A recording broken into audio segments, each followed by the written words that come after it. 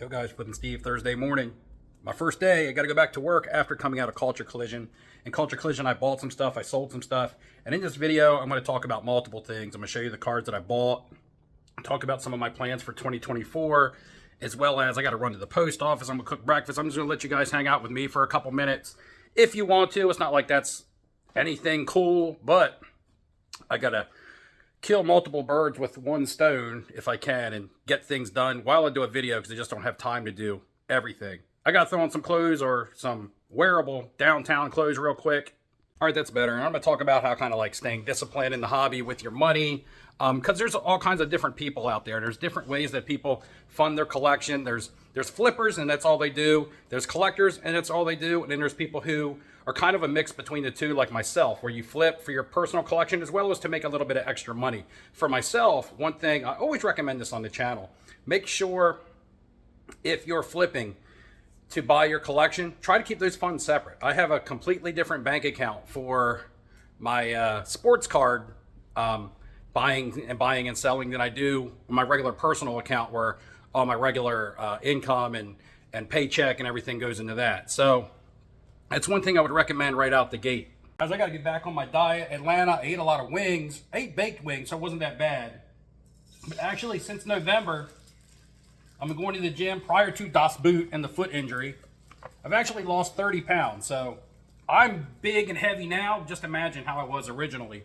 We're going to hit about 4 egg whites and 1 regular egg in this. Got that plant protein bread, FTW. Nothing fancy here, guys. I'm just a regular old dude like you guys. I'm not throwing the filet mignon out for breakfast. Got the 4 egg whites with 1 egg, 1 chicken sausage, the protein toast with some honey on it. Man, all this is under 400 calories. This isn't a health channel, but I'm ready to eat this. Ready to eat it now. Oh, there you are. You like eggs too. I forgot. I almost forgot. There you go. You eat it too fast. You have a package that has to go out today. This was actually a sale that took place at Culture Collision via Instagram. 3 Walking Dead autograph cards headed out to my man Jay. Jay, if you watched the video, it's going out. I'm gonna snapshot you the tracking number when I get to the post office. And right now I'm gonna talk about being disciplined with your hobby funds. And I'm gonna talk in as you know, for myself, because this is what this channel is about. It's what I'm doing. But if some of this stuff applies to you, just, you know, fill in the blank with your name. So, of course, like I said, I fund my collection out of flipping. I also flip to stash money. I don't spend all of my profits on the hobby. I stash some of it away for other things. It just, you know, helps alleviate my money that I make from my job so that my wife and I have extra income in that account as well. So, discipline for me right now has kind of went out the window for the month of January.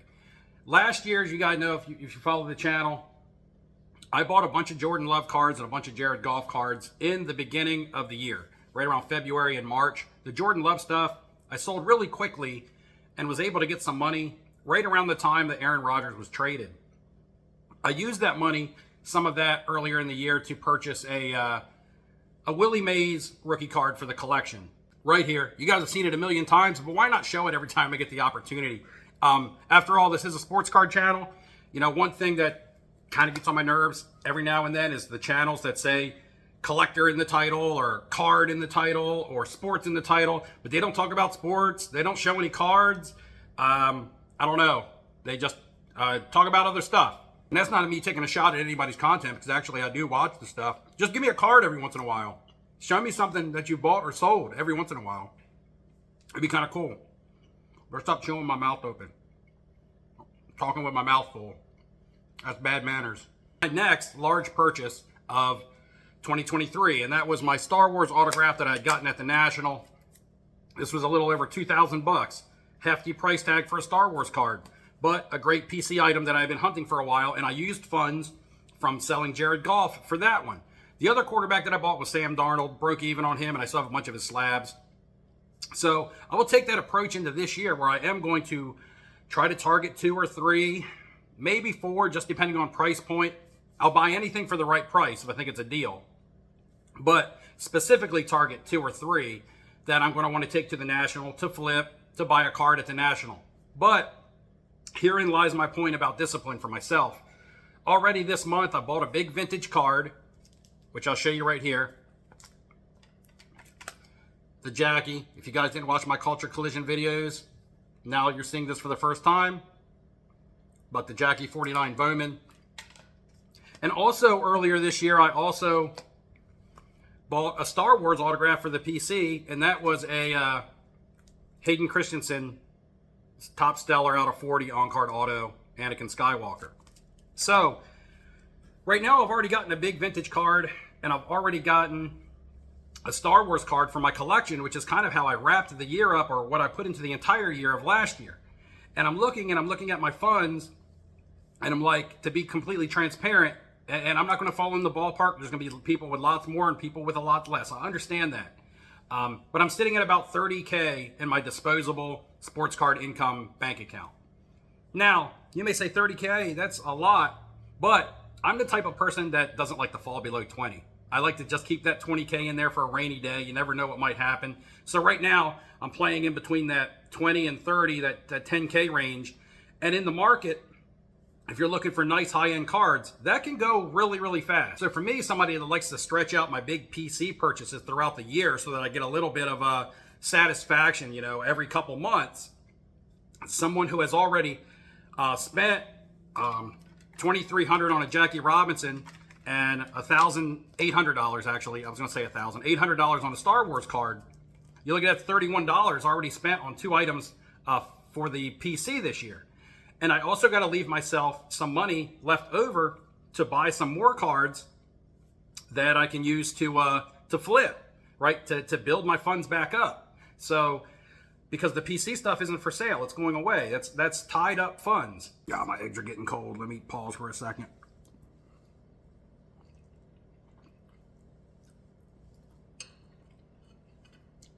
We're still live? Now, when lays the question for me is, what and when do I want to buy a card next? I want to buy a card now, but I can't give into that, hey, my money in my sports card account is burning a hole in my pocket. And you guys know that cliche, because it is. It would be real easy to be like, hey, I'm going to go out and buy the Hank Aaron rookie that I want. I'm going to go buy the Ted Williams card that I want. I'm going to buy the Jim Brown rookie that I want. It would be really easy to do something like that. It would also be easy to be like, hey, I'm going to take $3,000 and put it into said young quarterback. But I got to pick my spots, and I got to be more careful, and I can't give in to the urges to overspend, and buy PC items ahead of time before I snowball up the funds that I want to spend. So it's kind of like not an IOU to myself saying, hey, I'm going to spend $2,000 now, and then I'm going to accumulate $2,000 in the middle or at the end of the year to make up for it. To me, the roles kind of reversed on me this year, where I spent first. Now, luckily, I'm still playing with house money. Like I said, I talked about what I have in my account, and that's money that goes all the way back to flipping from 2020 when it was a lot easier in the hobby. Don't look at me like that. Don't give me the side eye. I'll be right back. I promise I won't be gone long. Just lay on my sweatpants. Let's go ahead and head on down to the post office, get this knocked out, get it done and over with. I'll chat about a couple things. This video is going to be all over the place, so bear with me, guys. Real quick, last night on the live stream, Off-Centered with Dustin and Neo, may have ruffled some feathers a little bit, imagine that, because we were just talking about young quarterbacks, certain ones that people, may or not be buying and overpriced and things like that. Honestly, I believe almost all of them are overpriced. And I think here comes the misconception, because most of the comments that I've gotten on that live stream from this morning, or even on Neo's or Dustin's channel, is the fact that we were talking about Joe Burrow always being hurt. And I had made a comment about Tua, who's the quarterback of my favorite team, and I don't even really like him. People were worried about Tua's injuries, and he's played more time than Joe Burrow has, it seems like. And a lot of people, got to the comments, were all over that, of course.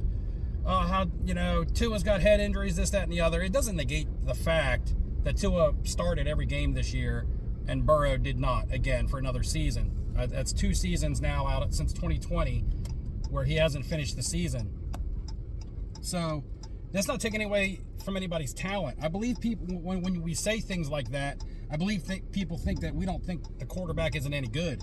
I think Joe Burrow is great. He's better than Tua from a quarterback standpoint. But we also did see the backup for the Bengals come in this year and actually have some success with that offense. So it's kind of like, you know, Burrow needs to stay on the field, and that goes for anybody else. And we could always speak in hypotheticals, but the facts remain is that Burrow has been hurt a lot. And we could speak in hypotheticals and say Justin Herbert hasn't had a good coach, and now Jim Harbaugh is going to make him better. And that could be true. I'm not saying that it's not, but there's all kinds of hypotheticals you can throw around. But the facts say, you know, Herbert has been good but not successful. Burrow has been good, but he's been hurt. Tua has been decent. He's been hurt. Those are just the facts. There's no way around it. I can't change history.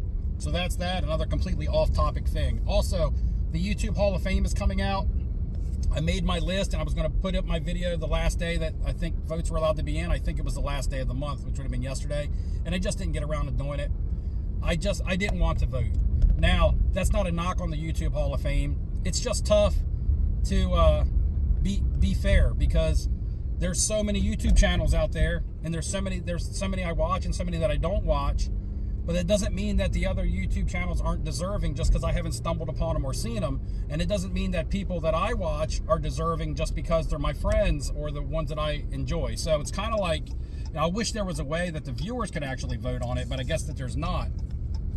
And my list was very diverse. It was some old guard, new guard. There was some vloggers in there. Even John Reckoning was going to make made my honorable mention just because of his passion and his Nick Chubb and Baker Mayfield collection. Get past everything else, and he has a great story, he has a great collection, and he's very passionate. And that's what a lot of these voters talk about. Now, they also talk about, you know, what have people done for the community? I've given away a trip to the National 3 years in a row, and this will be the fourth. However, that's not on even a lot of people's radar, and that's not their fault. They just don't know it. But I don't understand how something like that isn't known in the community, because if I was a content creator, I would be talking about that like every other week at least, because I would want my viewers to have a chance to do something like that. I would, you know, if I was someone else and I would be like, hey, guys, go check out Flipping Steve because you can win a trip to the National. I would want that for my viewers, especially when we all have a lot of cross viewership, you know. But it is what it is. I'm not trying to promote myself. You guys know that. I don't promote my channel at all, but it would be nice just to give more people an opportunity to win something like that. I'm going to take this into the post office. Be right back. That was actually pretty painless. Ever since I moved to this new town and bought a new house last year, the post office here is always crowded. My old small town post office where I worked, or not worked, but lived before, there was never anybody in there, and they all knew me and everything. Nobody knows me here, and there's always a long line. But there was nobody in line today, which is crazy. So that went pretty good. When I get home, guys, make sure you stick with me. I'm going to show you a card of one of the younger quarterbacks that I'm picking up to flip. Because, again, I don't just talk about it, I do it. So I'm going to show you a card that I bought that I have in hand. I also have at least 5 or 6, maybe more. I'm just going to say 5 more cards of some young quarterbacks that I'm going to take to the National with me. I won't show those today. I won't even talk about them. I'll wait till I have the cards in hand to show you guys those. So for those that are interested in that, stick around. Also got another really cool item. It's more of a collectible, like a little token, like Americana type thing that I'll put in my movie room. I'm going to show you guys that. And I just got a notification that I have been approved for a Venmo credit card. Yeah, I don't want it. You feel like I do. I'm about to go in, and Daisy, Crazy Daisy, is probably going to be all hype. I'm not sure. Comment below. I'm not sure if dogs have concept of time, because if I leave for 5 minutes or if I leave for 5 days, I get the same reaction out of the dog whenever I come back. I mean, she's always happy to see me, but you would feel like she would miss me longer or not miss me longer. So comment below if you're somebody that actually knows that. I guess I could Google it, but I want to hear from you guys. Do dogs have concept of time? Back. I'm back. I'm here. I told you I promised I would come back. Oh, you're not that excited.